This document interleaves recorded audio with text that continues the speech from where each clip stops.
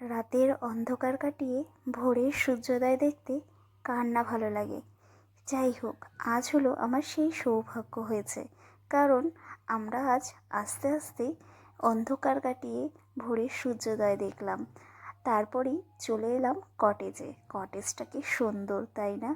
দেখো, আমার তো খুব ভালো লেগেছে। এসেই কোনো রকমভাবে ফ্রেশ হয়েই আমি কটেজটা পুরো ঘুরে দেখেছি।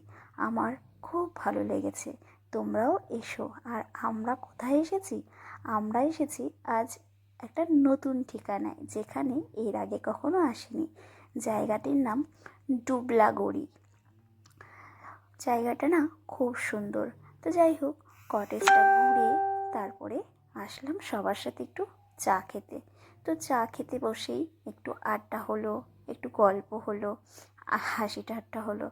তারপরেই না আমার ছেলে দুষ্টুমি শুরু করে দিল। মানে একটু ওর মিশতে সময় লাগে, যতক্ষণ না মিশবে ততক্ষণ পর্যন্ত আমার আঁচলের মধ্যেই থাকবে। আর যখন মিশে ফেলবে তখন এর সাথে ওর সাথে দুষ্টুমি করা ও চললো যতক্ষণ থাকবে সবাই। তো যাই হোক, ওকে কিন্তু ওখানকার সবাই ভালোবাসে। আর সবচেয়ে বড় কথা হলো, ওখানকার সবচেয়ে ছোট খুদেই হলো আমার ছেলে। যাই হোক, ছোটদের তো একটু